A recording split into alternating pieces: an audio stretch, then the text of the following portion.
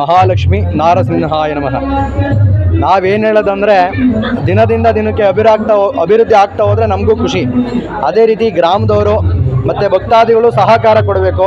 ಮತ್ತು ಈ ದಿವಸ ವಿಶೇಷವಾಗಿ ಶ್ರೀ ಮಹಾಲಕ್ಷ್ಮಿ ನಾರಸಿಂಹಸ್ವಾಮಿ ಜಯಂತಿ ಆಗಿದೆ, ನಾಗ ಪ್ರತಿಷ್ಠೆ ಆಗಿದೆ. ಹೊಸದಾಗಿ ಅರಳಿಕಟ್ಟೆ ಕಟ್ಟಿಸಿದ್ದೀವಿ, ಅದಕ್ಕೆ ಹೊಸದಾಗಿ ನಾಗ ಪ್ರತಿಷ್ಠೆ ಆಗಿದೆ. ಹೊಸದಾಗಿ ಗರುಡಗಂಬ ಆಗಿದೆ, ಗರುಡಗಂಬಕ್ಕೆ ಇವತ್ತು ಕಳಸ ಪ್ರತಿಷ್ಠೆ ಆಗಿದೆ. ಮತ್ತು 3 ದೇವಾಲಯಗಳಿಗೆ ಹೊಸದಾಗಿ ಗೋಪುರ ಆಗಿ ಎಲ್ಲ ಗೋಪುರಗಳಿಗೂ ಪೇಂಟ್ ಆಗಿದೆ, ಅಂದರೆ ಬಣ್ಣ ಹೊಡೆಸಲಾಗಿದೆ. ಹಾಗಾಗಿ ಬ್ರಹ್ಮಕಳಶ ಸ್ಥಾಪನೆ ಆಗಿದೆ. ವಿಶೇಷವಾಗಿ ಸುದರ್ಶನ ಹೋಮಗಳು ಮತ್ತು ಪರಿವಾರ ಹೋಮಗಳು ಮತ್ತು ನಾರಸಿಂಹ ಹೋಮಗಳು ಎಲ್ಲ ಮಾಡಿ ಸ್ವಾಮಿಗೆ ಫಲಪಂಚಾಮೃತ ಅಭಿಷೇಕ ಹಾಗೂ ವಿಶೇಷವಾಗಿ ಹೂವಿನ ಅಲಂಕಾರ ಆಗಿದೆ. ಈ ದಿವಸ ಇದೇ ವಿಶೇಷ.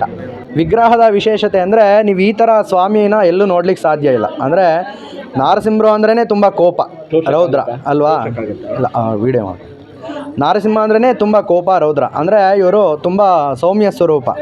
ಅಂದರೆ ಅವ್ರ ಮುಖ ನೋಡ್ತಾ ಇದ್ದರೆ ಅವ್ರು ನೋಡ್ತಾನೆ ಇರೋಣ, ನಮ್ಮ ಜೊತೆ ಮಾತಾಡ್ತಾ ಇದ್ದಾರೇನೋ ಅನ್ನೋಷ್ಟು ಭಾಸ ಆಗುತ್ತೆ. ಮತ್ತು ತೊಡೆ ಮೇಲೆ ಮಹಾಲಕ್ಷ್ಮಿ ಕೂರಿಸ್ಕೊಂಡಿದ್ದಾರೆ. ಅವರು ಭಕ್ತಾದಿಗಳನ್ನ ನೋಡ್ತಿದ್ದಾರೆ. ನೀವೆಲ್ಲೇ ನಾರಸಿಂಹರನ್ನ ನೋಡಿದ್ರೂ ಅಮ್ಮನವರು ಸ್ವಾಮಿ ಮುಖ ನೋಡ್ತಾ ಇರ್ತಾರೆ. ಏನಕ್ಕಪ್ಪ ಅಂದರೆ ಅವ್ರ ಕೋಪ ತಡಿಲಾರ್ದೇ ಅವ್ರ ಮುಖ ನೋಡ್ತಾ ಇರ್ತಾರೆ. ಇಲ್ಲಿ ಸ್ವಾಮಿ ತುಂಬ ಸೌಮ್ಯ ಸ್ವರೂಪ, ಅಂದರೆ ತುಂಬ ನಗುಮುಖ ಇರೋದ್ರಿಂದ ಭಕ್ತಾದಿಗಳನ್ನ ಎಲ್ಲರನ್ನೂ ನೋಡ್ತಿದ್ದಾರೆ. ಮತ್ತು ಇನ್ನೂ ವಿಶೇಷತೆ ಏನಂದರೆ, ಪ್ರಭಾವಳಿನಲ್ಲಿ ದಶಾವತಾರ ಬರುತ್ತೆ, ಪೀಠದಲ್ಲಿ ಅಷ್ಟಲಕ್ಷ್ಮಿಯರಿದ್ದಾರೆ. ಇನ್ನೂ ಕೆಳಗಡೆ ಬಂತು ಅಂದರೆ 9 ಜನ ನವಗ್ರಹಗಳಿದೆ, ಮಧ್ಯ ಮಹಾಗಣಪತಿ ಮತ್ತು ರಾಶಿಫಲ, ಮತ್ತು ಕಮಲದಲ್ಲಿ ಶ್ರೀಕೃಷ್ಣ ಅಂದರೆ ಕಂಸವರ್ಧನ ಕೃಷ್ಣ ಇದ್ದಾರೆ. ಹಾಗಾಗಿ ಈ ಥರ ವಿಗ್ರಹ ನೀವು ನೋಡಬೇಕು ಅಂದರೆ ಇಡೀ ವರ್ಲ್ಡಲ್ಲೂ ಎಲ್ಲೂ ಸಾಧ್ಯ ಇಲ್ಲ. ಮತ್ತು ಇನ್ನೂ ವಿಶೇಷತೆ ಏನಂದರೆ, ಸಾಲಿಗ್ರಾಮ ಪ್ರತಿಷ್ಠೆ. ಅಂದರೆ ಒಂದು ಸಾಲಿಗ್ರಾಮಕ್ಕೆ ಎಷ್ಟೋ ಶಕ್ತಿ ಇರುತ್ತೆ. ಹಾಗಾಗಿ ಇಲ್ಲಿ 1500 ಬಂದು ಸಾಲಿಗ್ರಾಮನ ಪ್ರತಿಷ್ಠಾಪನೆ ಮಾಡಿರೋಂಥದ್ದು. ಆ ಸ್ವಾಮಿ ಅನುಗ್ರಹ, ಅವರದು ಗುರುಗಳಿಗೆ ಅನುಗ್ರಹ ಆಗಿ ಇದೇ ಥರ ಮಾಡಬೇಕು ಅಂತ ಅವ್ರ ಕನಸಿನಲ್ಲಿ ಬಂದು ಸ್ವಾಮಿ ಜಾಗ ತೊಗೊಂಡು ಇಲ್ಲಿ ಬಂದು ಕೂತಿರೋಂಥದ್ದು. ಮುಂಬರುವ ದಿನಗಳಲ್ಲಿ ನಿಮ್ಮ ಯೋಜನೆ ಏನೇ? ನಮ್ಮ ಯೋಜನೆ ಇವಾಗ ದೇವಸ್ಥಾನಕ್ಕೆ ಕಾಂಪೌಂಡ್ ಆಗಬೇಕು.